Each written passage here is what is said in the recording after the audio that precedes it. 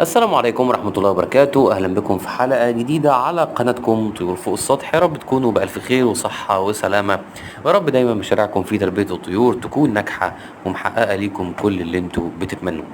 أفضل علاج لزيادة إنتاج البيض، أفضل الأعشاب، أفضل الطرق، أهم النصائح اللي بتتعلق بالموضوع ده. كل يوم بيبقى في حاجات جديدة بنتعرف عليها وبنفهمها، لذلك دايما بنبقى حريصين ان احنا كل ما نعرف حاجة جديدة نقولها لكم في حلقة جديدة نوضح فيها الموضوع اكتر، لانه ده علم زي اي علم وكل يوم بيتطور وبيتعرف عنه شيء جديد. نتكلم النهاردة عن اسباب قطع انتاج بيض، افضل العلاجات والاعشاب والطرق والنصائح والتغذية والاكلات المختلفة. يعني هنفصل الموضوع بمنتهى الدقة، لكن قبل اي حاجة اعمل لايك على الفيديو، اشترك في القناة، فعل زر الجرس عشان توصل لك كل الفيديوهات الجديدة أول بأول. ويلا بينا ندخل في الموضوع على طول. تمام. بص حضرتك معايا كده، عايزين نعرف الأول مواصفات الدجاج البياض عشان ما نلعبش عند حد تاني، لأن الطرق اللي احنا هنتكلم عنها النهاردة دي تنفع للدجاج البياض اللي ما عندوش أي عيوب. طيب، الجسم بيكون شكله مثلثي، الرجلين بيغطيها الريش، شحمة الأذن بتكون لونها أبيض وممتلئة، لون المنقار بيبقى شاحب، بيتميز الريش باللمعان وبيغطي كل الجسم، ومفيش أي تشوهات جسدية واضحة، ما عندوش أي عيوب خلقية تتعلق بمخرج البيض أو بالأجهزة التناسلية بشكل عام، ما عندوش أي مرض مزمن أو عاهة مستديمة زي التهاب السرة مثلا، يكون طائر طبيعي. تمام كده، انت معاك طائر طبيعي وبيبيض عادي جدا، بس على غفلة الانتاج قل او قطع. عايزين نحل المشكلة دي. عشان نحل المشكلة دي لازم نتعرف على الاسباب اللي بتؤدي الى قطع انتاج البيض. الاسباب طبعا في منها امراض جرثومية، دي ممكن تصيب الدجاج زي السالمونيلا، الكوليرا، التهاب الامعاء وغيرها. في امراض طفيلية، ودي ممكن تكون حشرات خارجية زي القمل أو طفيليات داخلية زي الديدان الشريطية. ممكن يكون نقص إنتاج البيض أو انقطاعه بسبب سوء التغذية، وبيؤدي سوء التغذية إلى تأثير كبير وواضح في إنتاج الدواجن للبيض. وبرضو رداءة الوسط المحيط. ايه الوسط المحيط ده؟ اللي هو درجات الحرارة لو غير مناسبة، سوء التهوية، تمام، عدم توفر وسط هادي، وعدم توفر الإضاءة المناسبة بعدد ساعات كافية. كل دي اسمها الوسط. فلما الوسط المحيط بيبقى رديء والمواصفات اللي فيه بتبقى ضعيفة ومش بتساعد على الانتاج، على طول الطائر بيقطع انتاج بيض او بيقل عنده انتاج البيض.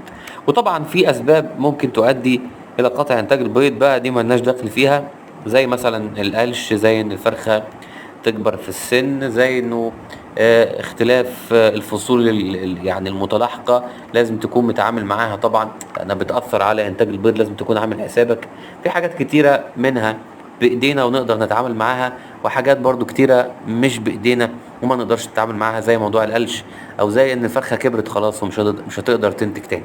تمام. فبالاسباب دي كلها انت لازم تاخد بالك بعد كده من ايه؟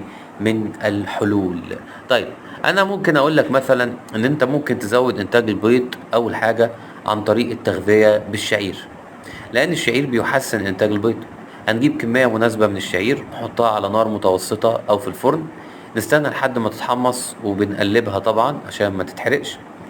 مش هنضيف اي حاجة تانية. بعد ما يتحمص الشعير هنسيبه لحد ما يبرد قبل ما نقدمه للطيور.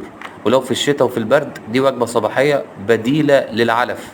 الوجبة دي لازم تبقى ايه؟ الوجبة دي لازم تبقى دافية بقى، مش سخنة، لا دافية. دافية يعني ايه دافية؟ يعني درجة الحرارة ما تلسعش، بس يبقى فيها شوية دفى برضو، تستغل ده عشان تدفي الطائر. تمام. طبعا ممكن نحط الشعير ده في اي وجبة تانية غير الفطار، بس يفضل بدل العلف في الفطار، ولو قدمته في يوم ما تقدمش علف في نفس اليوم. تمام. ده بالنسبة ايه؟ بالنسبة للشعير. طب ما في حاجات تانية ممكن تزود الانتاج غير الشعير. حبة البركة. حبة البركة او الحبة السوداء مهمة جدا جدا جدا في زيادة انتاج البيض، لانها بتحتوي على كمية جيدة من البروتين الخام، وعدد متنوع من الاحماض الامينية. وكل الحاجات دي مهمة جدا في انتاج البيض. كذلك هي عندها دور كبير، دور علاجي، علاج طبيعي للكثير من الامراض اللي بتصيب الطيور. وممكن نستبدل الادوية بالحبة السوداء عشان نعالج امراض كتيرة، ونضمن لحوم خالية من المواد الكيماوية. يعني الناس اللي بتحب تخلي الطيور بتاعتها طعمها حلو وخالية من الكيماويات ومن تأثير الدواء، بتستخدم حبة البركة على طول. تمام. ده بالنسبة لحبة البركة. طب احنا كده قلنا الشعير وحبة البركة، في ايه تاني ممكن نقدمه للطيور؟ ممكن نقدم الملفوف، ورق الكرنب. ورق الكرنب ده من الحاجات المهمة جدا والساحرة جدا والأساسية جدا في زيادة إنتاج البيض. يعني أحب أقول لك وأكد لك إن ورق الكرنب ده بيختصر مسافات كتيرة، لأنه مش بس مليان بالألياف اللي بتساعد على الهضم والامتصاص، لا دي حاجة أساسية موجودة في أغلب الخضروات. ولكن ورق الكرنب مليان حاجات تانية، مليان فيتامينات وأملاح معدنية وخواص فعلا بيتم استخلاصها أصلا في بعض الأدوية لزيادة إنتاج البيض. فأنت لا تستقل بورق الكرنب لأنه مهم جدا جدا جدا، والاستمرار عليه كمان ما يضرش بل بيفيد وبيحافظ على الإنتاجية. طبعا ورق الكرنب كوجبة خضروات بتتقدم بالنهار كوجبة تانية للطيور قبل الوجبة المسائية بتاعة العيش أو بواقي الأكل. تمام. ده بالنسبة للأكلات اللي ممكن نقدمها، لكن في حاجات تانية مهمة ولا تقل أهمية عن الأكلات زي التدفئة. التدفئة في الفترة دي تحديدا يا جماعة هي الحدوتة كلها. يعني لو انت ما دفتش الطيور بتاعتك لا تنتظر منهم انتاج بيض، ولا تنتظر منهم صحة، ولا تنتظر منهم مناعة، ولا تنتظر منهم انتاج لحم لو انت مربيهم عشان انتاج اللحم.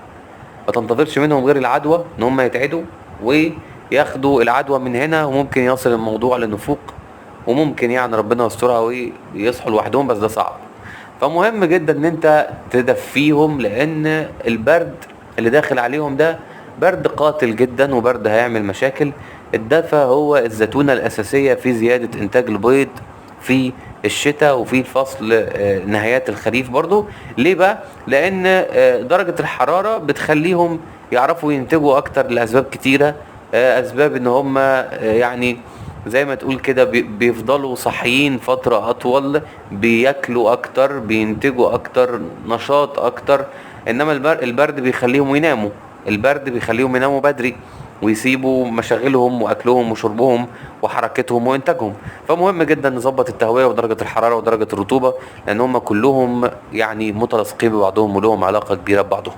ده كان الفيديو. ما تنساش تعمل لايك على الفيديو واشتراك في القناه وتفعل زر الجرس علشان توصلك كل الفيديوهات الجديده اول باول.